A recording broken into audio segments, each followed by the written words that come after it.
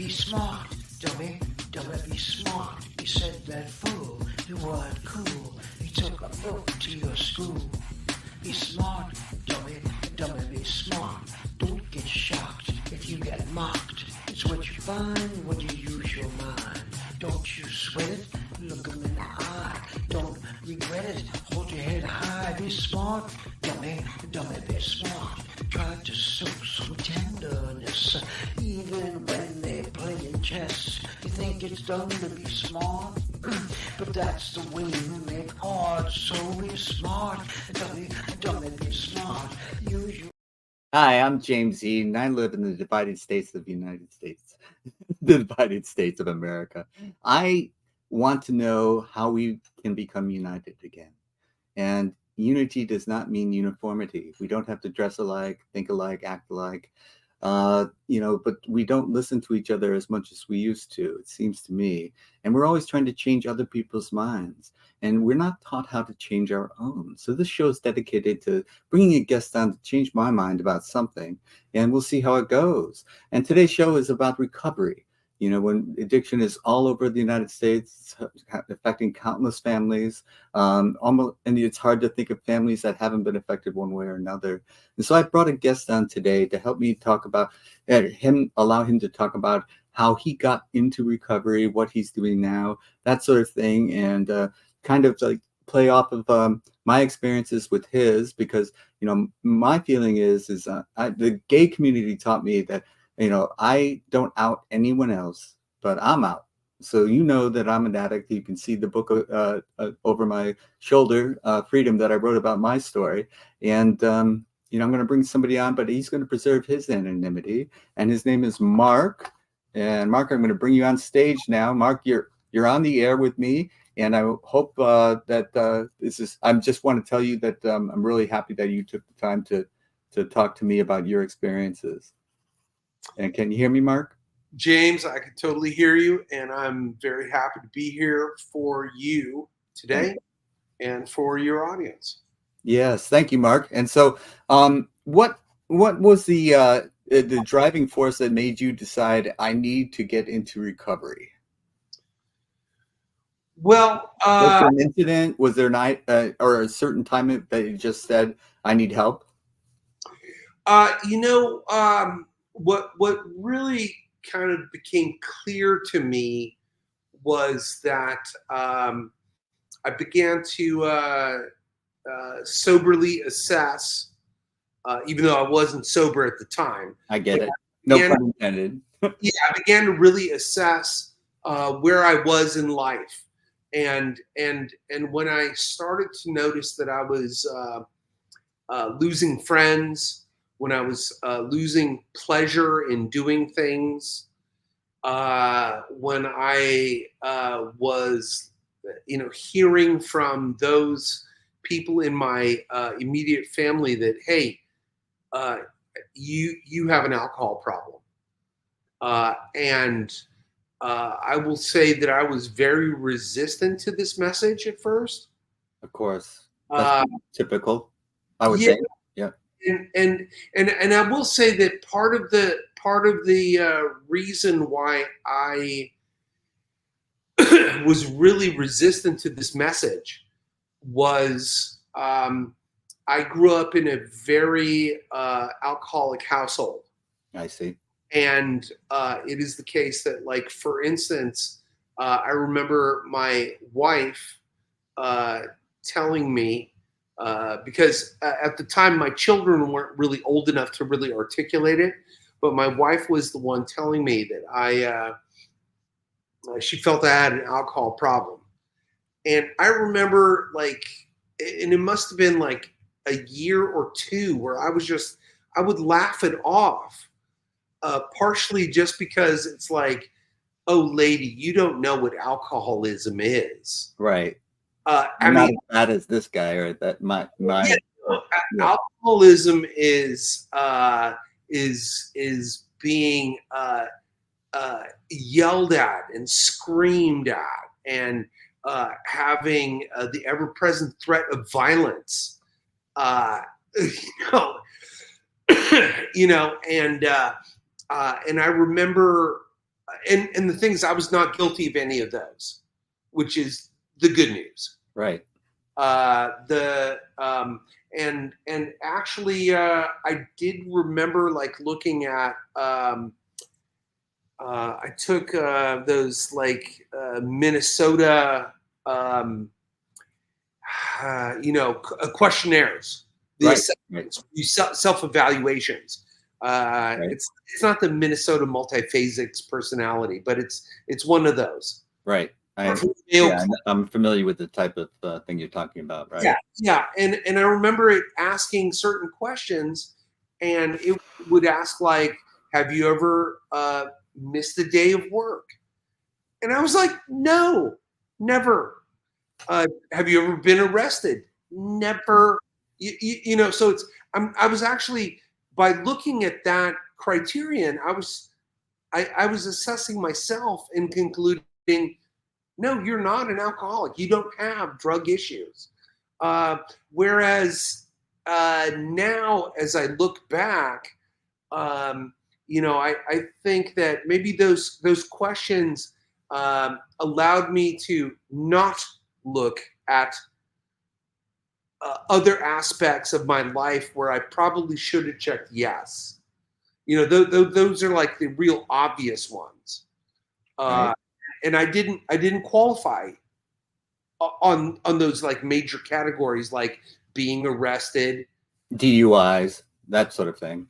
And for the record, I did. Since then, I have missed work and I have been arrested. So I was able to check those on my way to seeking recovery. Yeah, it's interesting that you bring that up because, I haven't done that. And we always say when someone says that, you haven't done that yet, because, those are the consequences that follow, but they don't necessarily have to occur before you can identify as an alcoholic or an addict of some sort. But it's very difficult if you don't check those boxes. How are you going to believe someone else telling you have a problem?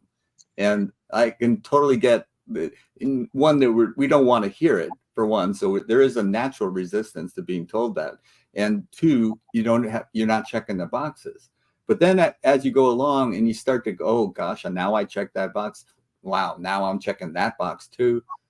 Then that's the part where it started to sink in, and maybe I do have a problem with alcohol. Am I hearing that correctly? You're reading it very well. And keep in mind, before I got my DUI, I was already had accepted the fact that I was an alcoholic. Okay. But it was really looking at the fact that, people don't necessarily want to hang out with me anymore. And whereas I never missed a day of work, my work relationships were getting a little cantankerous, shall we say. Yeah.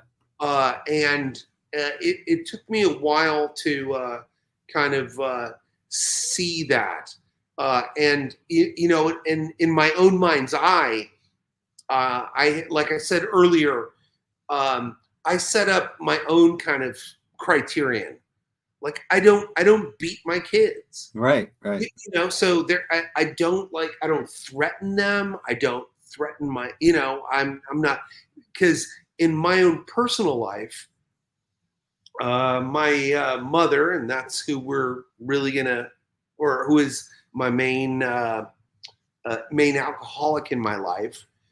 She was, my household was very violent there for a while, and she sobered up. To be clear, and I was grateful she did, but it doesn't change the experience that you had. I was trying to see alcoholism through the eyes of a 12-year-old who is getting up in the middle of the night and arguing and trying to reason with a violent drunk who, and it wasn't always violent, but you know, when there's that kind of argument, there's always the threat is always there. Right. So there was, and I never like, you know, like when I was drinking, and my here in my house, for instance, in this living room, which you see the poster right there. Right. You know, like when I was here, if I was to, you know, I might like, you know, like go to sleep. You know, and I was thinking like, this is not a problem. Yeah, you're not harming anyone else, Yeah, right? I'm literally, I mean, I wasn't like nurturing my children the way I should have. Right. Wasn't attending to the relationship with my wife the way I should have. Right. I wasn't putting energy into my neighbors in my community or friendships the way I should have. And they slowly began to kind of dissipate away. So you're talking to me, it sounds like you're talking about you may have been in denial, and then gradually your denial got chipped away, and then you accepted the fact that you have an alcohol problem. But what gets you to the point where I need help? I'm not clear yet on that. Help me understand that. Yeah. Well, and very, very correct. I was in a massive amount of denial, which oddly enough, I think I kind of inherited from my mother, who got a double dose from her father, my grandfather. You know, I mean, it's strange how coping skills or coping mechanisms can be handed down. If they are, that's how it definitely worked. And I definitely was in some denial, but at a certain point,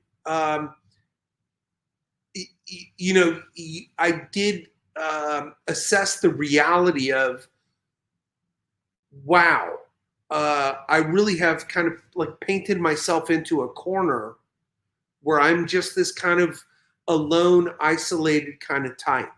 Gotcha. Right. And I do want to say, God, this is it's almost embarrassing to say, but my I do happen to have a condominium in San Francisco. I live, you know, in Menlo Park, but I have a condominium there. And I remember at one point, like my wife, who was aware that I was incredibly unhappy here, and she literally kind of suggested, like, hey, listen, why don't you live there during the week and come back on the weekends? You know, this way I could get my city life, and maybe that would reinvigorate me. Maybe it was not really so much alcoholism, but depression. And honestly, very difficult to distinguish sometimes. Yeah. Yeah, no, and keep in mind the two play on one another. Of course. And so the thing is I actually kind of moved up there during the week, and I would, and oddly enough, when I moved up there, I in addition to drinking alcohol, I started doing a lot of drugs, which were very readily available to me because of the proximity of my condo to where the drugs were. Yep. And oddly, and it was, you know, initially it's like felt great, but it kind of, I eventually kind of stopped even coming back on weekends. Wow. Okay. So this little notion of like a pied à terre, you know, you have like a city place and a country place. Well, it just kind of became like, I was just kind of there. And, you know, and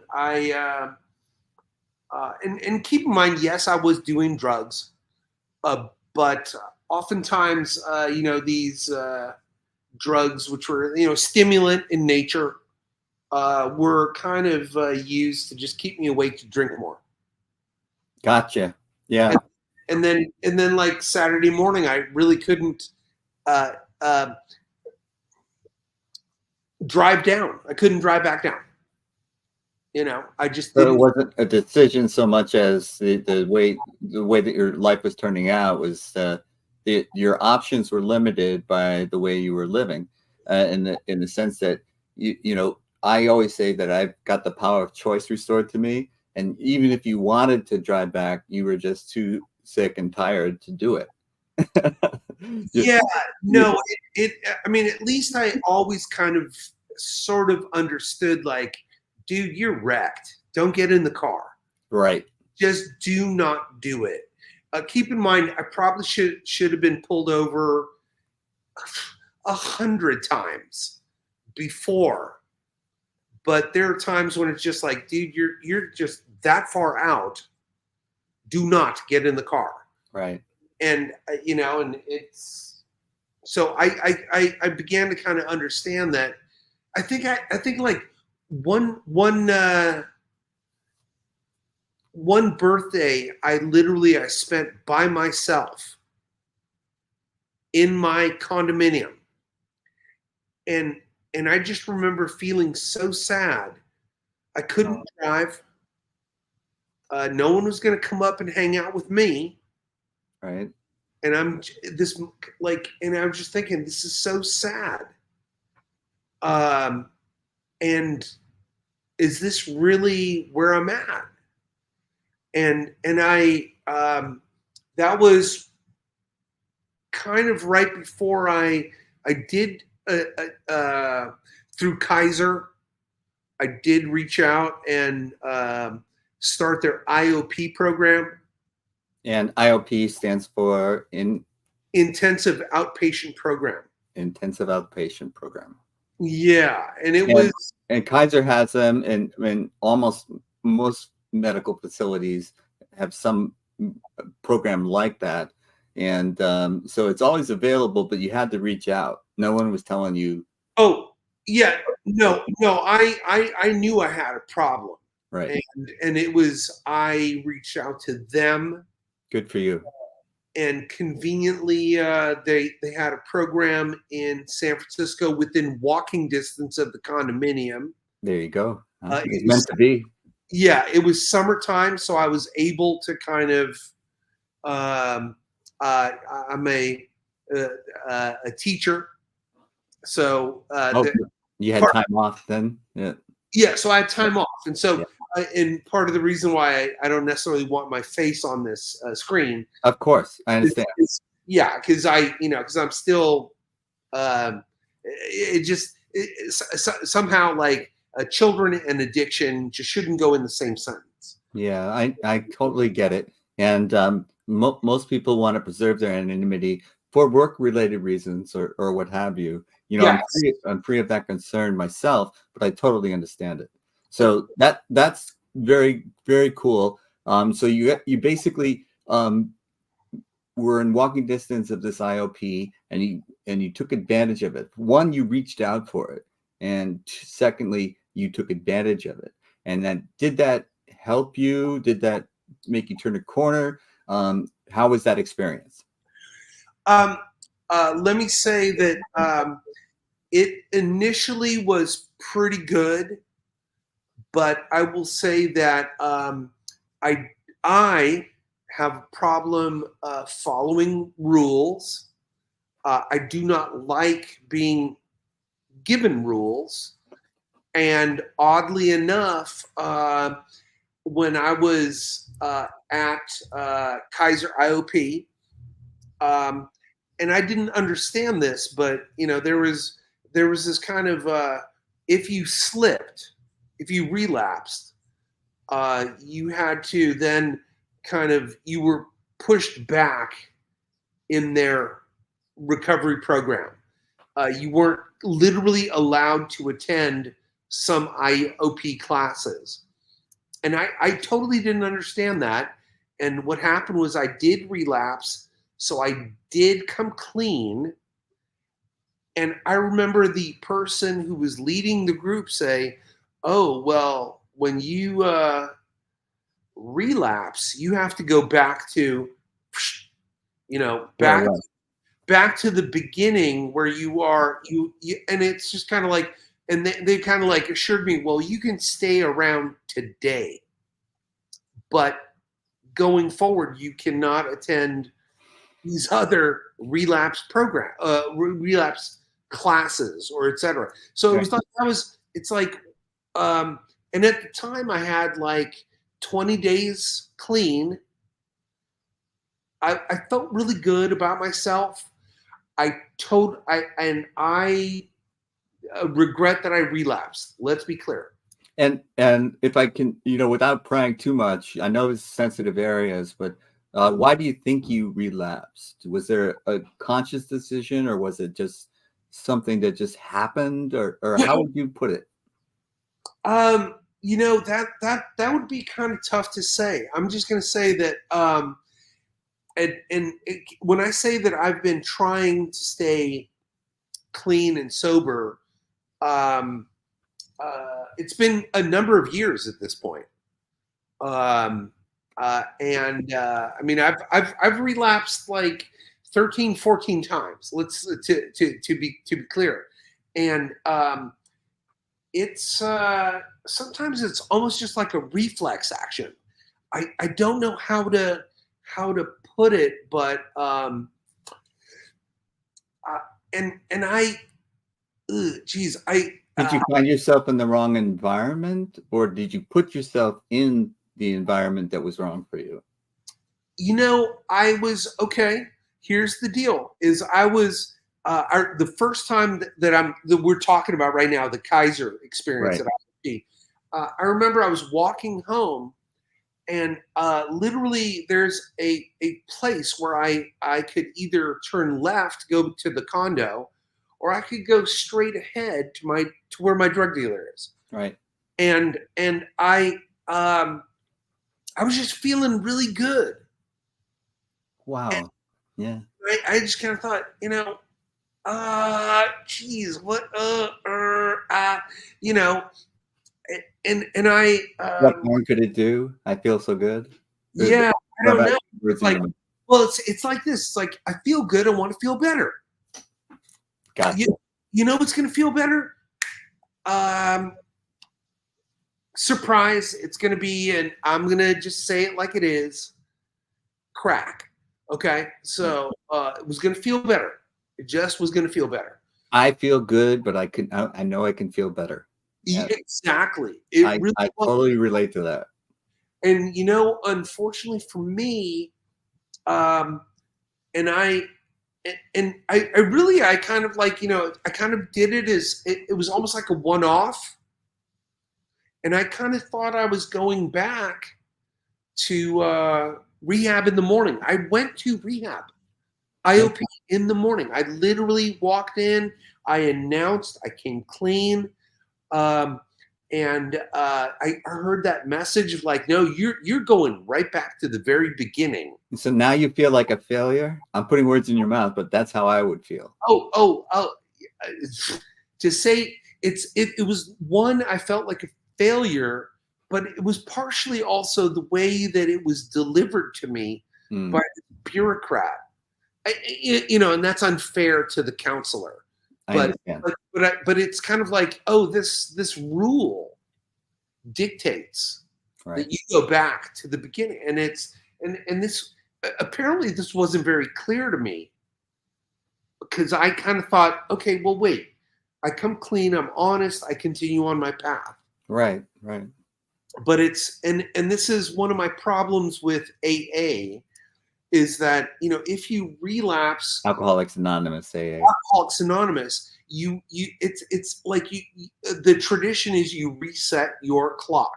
You go back to the beginning. It's not like, in the past 5 years, the percentage of days you've been clean, is, whatever, 95%.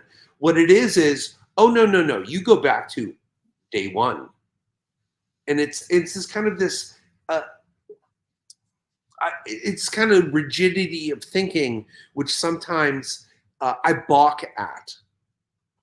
It's understandable. And, I would say that, all those days of sobriety, they count. Whether or not they reset the clock on you, I think that those days of sobriety still help you going forward. And the resetting of the counter or whatever the rule is, that I don't know how to say this, it doesn't really tell the story, the whole story, because all those days that you put in, they were meaningful too. See, yeah, and it's like it's a very the exercise of resetting the clock. It's almost it dismisses everything that you have done up to that point, and it's for the. I felt it was very self-defeating. It kind of seemed a little kind of cruel, frankly. It just kind of like, what the fuck? Seriously? Yeah. This is, and keep in mind, not everybody in AA feels that, but because some people. But you did, and it's valid to feel that way because you felt that way. Yeah, we had, I had in my home group, the woman who is the secretary, we had two secretaries, a male and a female. And the woman who was the secretary, she slipped, she came clean, and she asked, "Are you okay with me continuing as secretary?" She wanted to ask everybody in the group. And I was happy with my home group that everybody said yes. And part of the logic was, and it's an AA group, let's be clear. Right. But the logic that was used was, if you consider the number of days you were sober over the past 2 years, you can consider yourself 99.99% recovered. Just that, and she was very earnest. She was honest, and I will say I was proud to be part of that group at that time. I'm still part of that group. But it's not like every group or every person in AA looks at it that way. Right. You're describing what I think of as a group conscience, and your group's conscience said, "Yeah, please continue on. We value you," and that was the message your group sent. Absolutely. Yeah. No. And she was asking for that, and we, because she was in a position of leadership and of authority. And she was like, "Hey, my actions call into question my ability to be a leader. Do you still have faith in me?" Right. And I'm glad that everybody, like I said wholeheartedly, I have nothing but faith in you. And I'm happy that I did that. Right. Because I think we were talking earlier, like I recently changed AA sponsors. And keep in mind, my first sponsor is a great guy. Right. A great guy. I love him to death. And I will say this right here. The reason why I'll tell you why I like him and then why I had problems. Okay. But I liked him because I think he saw very early on in my recovery process that I had issues with people being in charge of me. or with authority. I have problems with authority Yeah, figures. yeah. I really do. The only one. Yeah. And oh, by the way, I forgot to ask right here is I don't know, is it permissible to swear on this show? You probably I would prefer not but it's like if you got to do it, do it. No, because here's the thing is I oftentimes and keep in mind, I'm sure your audience has already figured out that I have a case of ADD. Okay, but the thing is right here is my original sponsor could see early on that I have a problem with authority. And because, my first reaction is, you try to tell me to do something.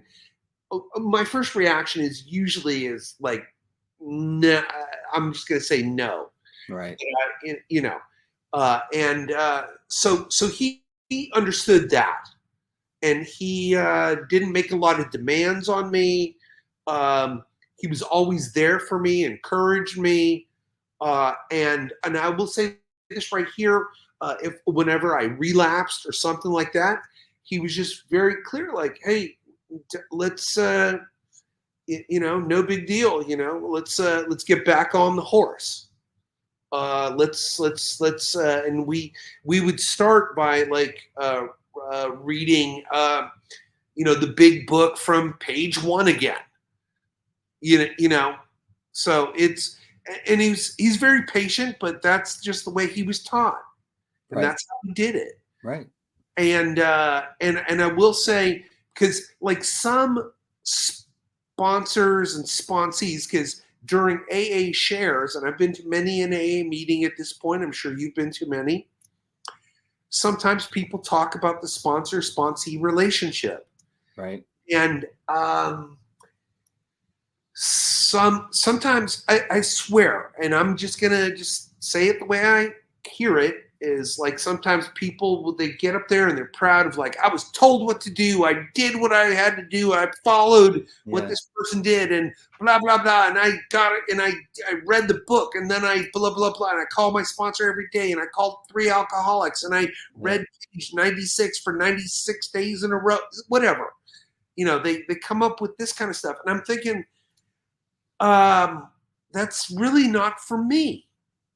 Because I'm not, when I hear that, I think I'm not a Labrador. I'm a human being. It's just, I don't want to be told what to do, essentially. And my first sponsor. I love Labradors, by the way. Huh? You're a fan of Labradors? Yeah. Well, that's great. As long as they do need direction. That's for sure. No, that's great for them. That's great for them. And you could be happy for them that worked for them. But it doesn't. What works for them doesn't necessarily work for you. So you're on a journey to find what works for you. Yes, exactly. And you know what? And I do not begrudge anybody who found sobriety by being a Labrador. Okay, if that's your approach and that works for you, God love you. More power to you. Absolutely. More power to you. You know what? I'm actually happy that it works for you. Yes. What I do know is it doesn't work for me. It just and I'm not saying like what, I'm like a cat or something like that, or a different breed of dog. No, I know what you're saying. It's very true. You're just, you've got to be willing to listen and willing to take suggestions. Yeah. You have to find what resonates internally with you, because that's your truth.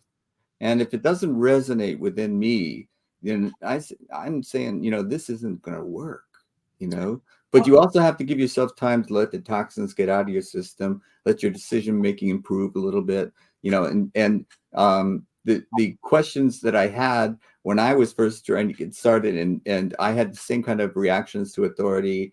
I don't think we're alone in that, but I also knew right away that certain things that they were saying just weren't going to work for me. And I had to find my own way.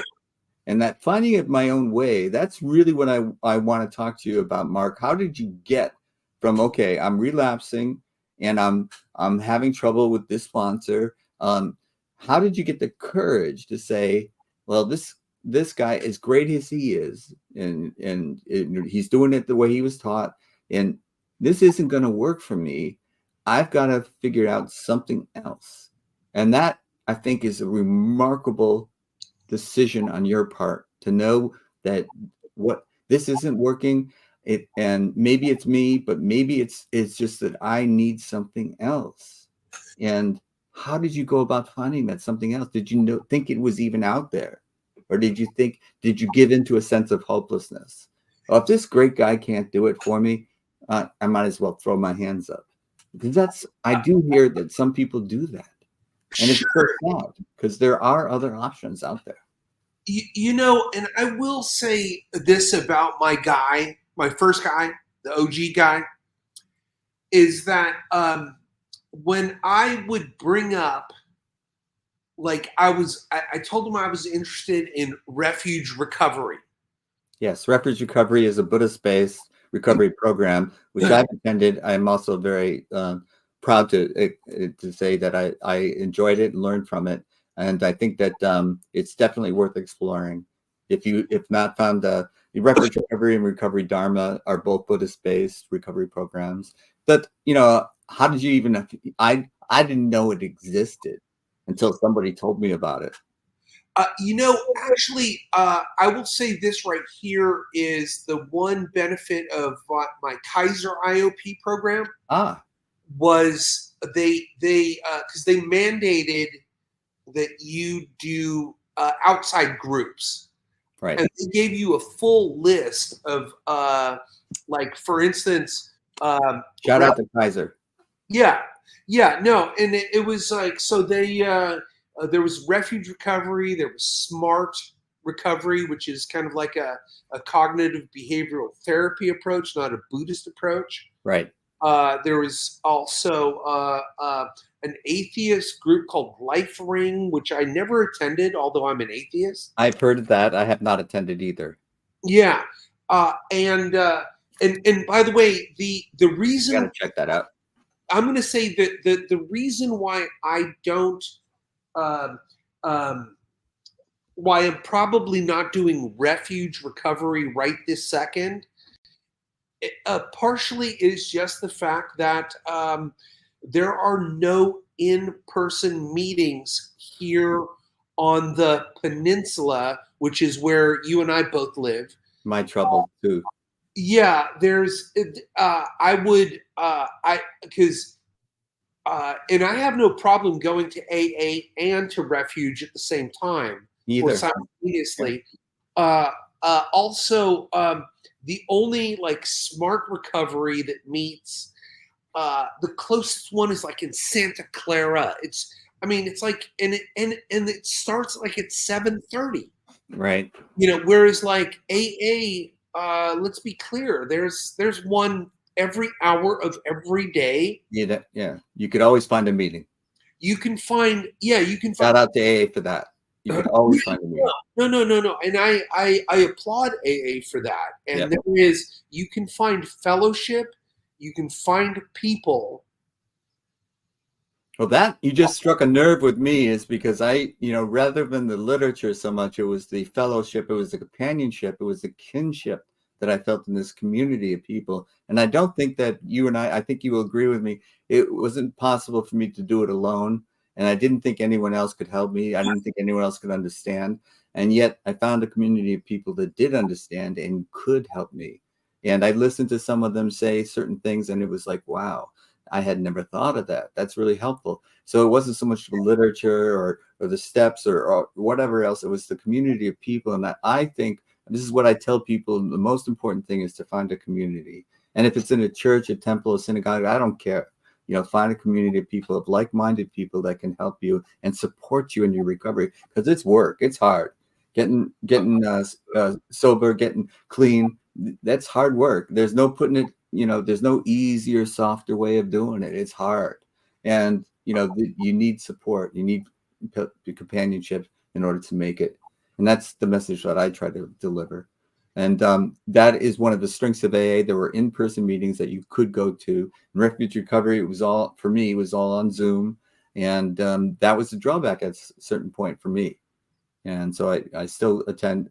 I did last Friday, for example, I did go to a Refuge Recovery meeting, and I could go to a Recovery Dharma meeting as well, but they were also only on Zoom. And if I want to see people, if I want to give a hug to somebody, I've got to do it in person. And Oh, and I will say this right here is like AA talks about, like, there's the meeting before the meeting, yes, and the meeting after the meeting, right. In other words, like, there's a group which meets in a park literally 3 blocks from my house. And they started up during COVID because nobody could be indoors, right? So it was, which, by the way, I relapsed, of course, during COVID. I had 19 months. But I, after like gaining like COVID 19 pounds, I was just depressed. 15 for me. Yeah. Okay. Well, good for you. But what happened was I didn't mean to one up you there. Yeah, no. It's all right. No, that's a lot of weight to gain, but I did. Recovery, sir. But so I go to this meeting in the park, which is just held outdoors by tradition at this point. Yeah, we can now be indoors, but it's you get there early.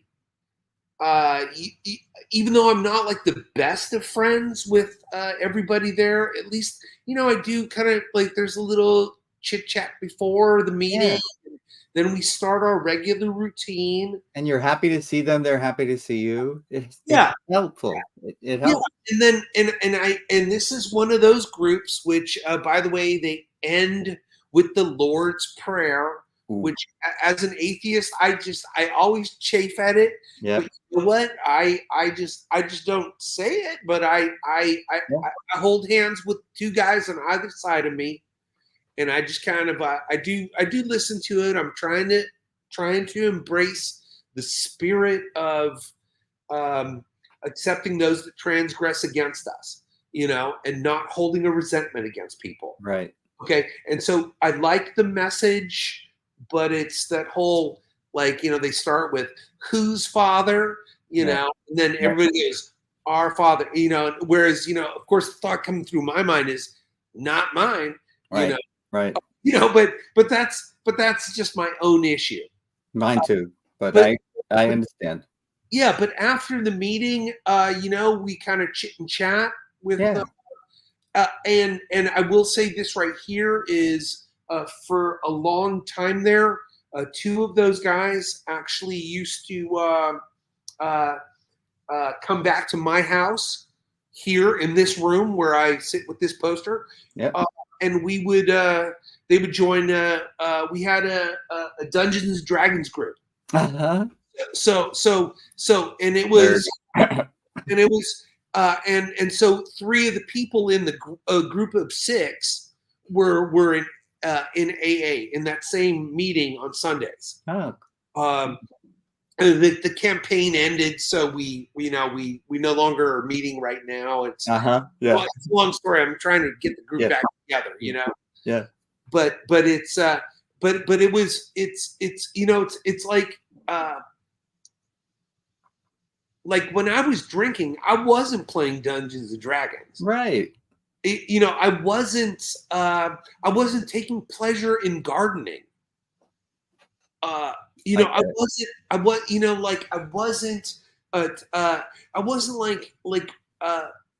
like reading outside. Like I like reading histories and politics. But I wasn't like expanding my mind.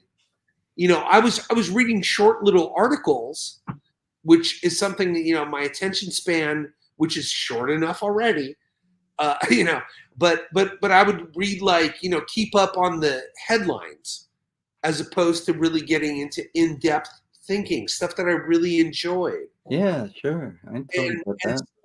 So I think in like sobriety, it's one thing I have found is that I am able to not just find community in those AA groups or in, I still go to Kaiser IOP. I also, I do want to say, I really like, I go to Adult Children of Alcoholics. Okay. I go to, and I go to 3 groups per week there. I go to as many of those as I do AA, frankly. And I wanted to just say that I used to think adult children of alcoholics, well, if my parents weren't alcoholics, I didn't qualify, but it's the adult children of alcoholics and dysfunctional families. So you can go there even if your parents weren't drunks. Oh, 100%. And by the way, the like when you listen to people's shares, I know you and me, it's like, even if, like, when I hear about a person sharing and their parent was not an alcoholic but equally dysfunctional Right. as an alcoholic, I find commonality with that person. Oh, absolutely. That's Yeah. Oh no, and I will say this right here is, I want to give also a big shout. First of all, I love ACA. Me too. And because let me just say this right here. I'm going to just briefly say, I think ACA, you really peel back the onion on your life in that program. It's kind of eye-opening. It's like, it was for me. I was remarkable. Yeah, I thought the first meeting I attended was remarkable, and the second one, and I've been going since November, so it's still brand new to me in many ways. But I have found the level of discovery has been intense, and I didn't think it was possible after all these years of sobriety and all these meetings that I have gone to, the Refuge, yoga and the 12 steps, recovery Dharma, AA, all of these things. I didn't think that was possible for me anymore, and it was definitely my experience. And I do want to say, like, especially in ACA, like when we're there and we read our initial, like, what is the problem? Right. It talks about how, like, memories will come back. Yes. And it's like, and it's like, and I remember, like, and I've like talked to my relatives about things like, hey, do you remember this? And they would come back with, yeah. And you know what? I remember. And I'd be like, holy shit, that's right. That occurred. And it's kind of that stuff, which is like, wow, did I really block that out? Right. And it hits you like a lightning bolt. Yes. That has been my experience. And by the way, I'm going to give one more shout out to one of our AA sister programs, Al-Anon. Yes, Al-Anon. Because I want to say, and I've said this so many times in AA groups, I always give a shout out to Al-Anon, because if there was no Al-Anon, I probably wouldn't be married today. My wife would have kicked me to the curb because she was fed up with me. Yes. But she was, and the thing is, she really began to, through Al-Anon, began to see how this is a family disease. Right. And how it's because for her, a part of it was she actually, like a lot of the public, looks at alcoholism as a or drug addiction, however, whatever, as right. as a character issue. Right. And it was that's the shaming in our society of all these types of things. If you have an eating disorder, then you're shamed because you're overweight. If you have a disease that's the symptoms are drug abuse or alcohol abuse or whatever it is. These are what the ACA and other programs like Al-Anon are teaching us, is that these are diseases rather than choices that we make, and these types of things have root cause. And once we get to the root cause, then we start to make progress in healing ourselves. And when we can do that, then the compulsion to behave in self-destructive as well as destructive to families, for example, loved ones, instead of acting like that, we can change and alter our behavior in a way that we are more loving and kind. And it's better for us, it's better for society. And so being supportive is much more helpful than being judgmental and putting people down for a lack of willpower. You know, you don't get to be a chess master without willpower. I had plenty of willpower. This is above and beyond willpower. So, you know, getting that message out, and I want to give a shout out to Al-Anon as well, because it is a family affair, addiction. And I don't know too many families that haven't experienced it in one way or another. And you're increasing your level of understanding, increases your ability to be compassionate. And that's what's needed, to be compassionate. Very much so. No, and I will say this right here is that that shift in my wife from seeing it as like looking at me as like, you're just fucked up and fatally flawed and never will be that person I fell in love with. Right. She sees now that it's like, wow, something has like really happened here. There is inside me that person that she fell in love with. Absolutely. And you can regain that person. And to regain what it is, what the healing is in finding that person. Yes. And ultimately, you know, the thing is being angry, which she was, probably for good reasons. Probably for good reasons, of course. But the anger ultimately it eats away at her as well. It doesn't just, you know, it's like my anger, let's say at my mother, and trust me, there's a lot there. The thing is it's like it's not hurting her, it's hurting Mark. Yeah, that's right. Ultimately speaking, that's the truth.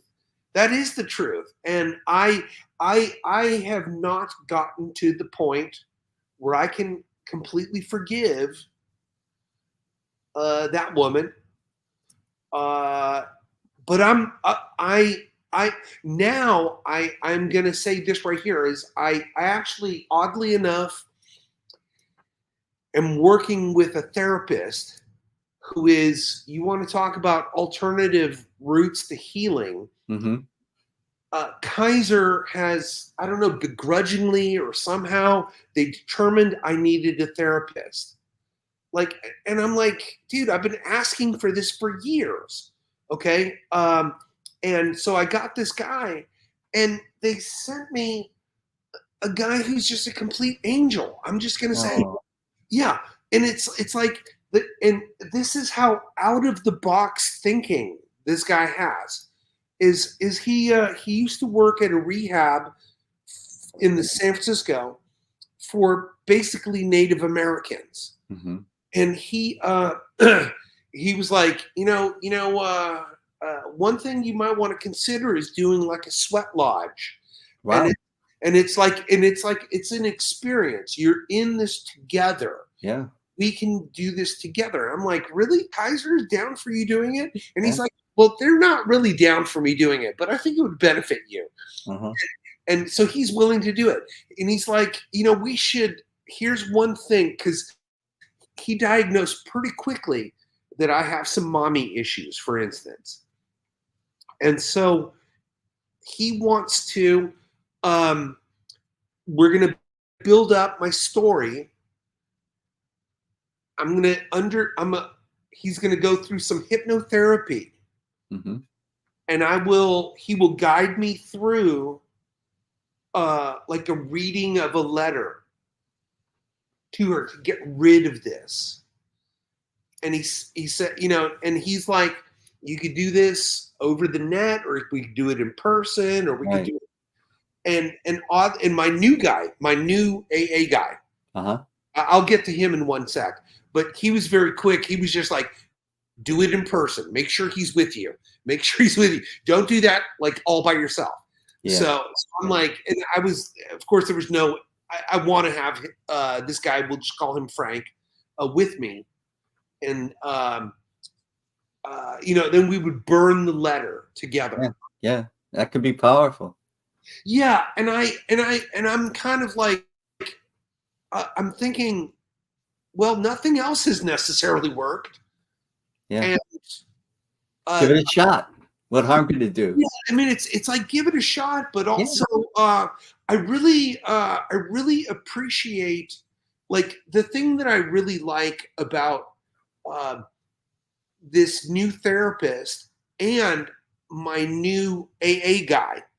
Okay, now I'm going to say the reason I left the old guy is because, frankly, because he just had a lot of things happening in his life. He just didn't have any time for me, and I don't begrudge him at all, because no, of course not. But you got to take care of yourself too. Yeah, because and let's be clear, the crap that he was going through is like some serious crap. No, so so it's not like I was like, hey buddy, give me more of your time, your limited time. It's like I was kind of like, well, okay, no wonder he's just really busy. Right. And so I don't begrudge him at all. In fact, Mark, speaking of time, I'm running out of it. Oh, so, shoot. Okay. Yeah, we could go on for a long time, I think, you and I, but I would like to wrap up our time together by talking about the idea of getting over your denial and getting to acceptance that you did have a problem, and taking the responsibility for yourself to seek help. And the various things that you tried, some of them worked, some of them didn't, and you keep trying. And you had relapses, but you picked yourself up, dusted yourself off, and kept walking. And so I want to congratulate you for doing that. And a lot of the issues that we struggle with are putting ourselves down. Our own internal critics are very difficult. So every relapse must have been a serious challenge for you and your self-esteem. And so being able to keep going, and that's the thing. You just put your next foot forward, keep walking your path. And I think if there's one thing that that I haven't asked you, or that you want to make sure that you say, now's your time to say it before we have to end the program. I want to say that, first of all, thank you so much for having me on the show, number one. Number two, I want to say that since relapse is so prominent in my recovery, and here's the thing is that, I always beat myself up more so than anybody. Like, if I ever went back to an AA meeting, there really is no judgment. Yeah, they're happy to see you. Like they and people they because so many of them have relapsed, and many people share about their relapses. But the thing is it is just like, in ACA we talk about that critical parent. Yes. Like you, in other words, that's your internal voice, which is beating yourself up, putting yourself down.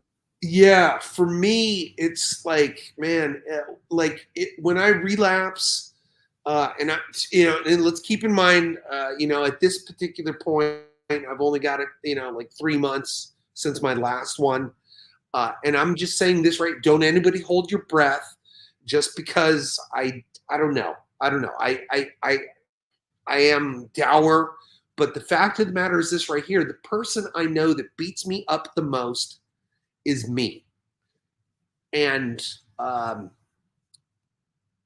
I'm going to give you a homework assignment, and that's to be compassionate towards yourself. You show compassion to others, show it to yourself, and silence that internal critic. Because that person your wife fell in love with, that person is still there. So I've got to wrap up now, Mark. Thank you so much for joining me. I'm going to take you backstage now and close the show. You did a great job. Thank you again. Bye. Hey, always a pleasure. Okay, that was Mark telling us about his experiences. But remember, you know, there's no change without change within, and it's inside ourselves where we begin. It's not our brains, it's not our hearts, it's deep inside where it starts. And remember.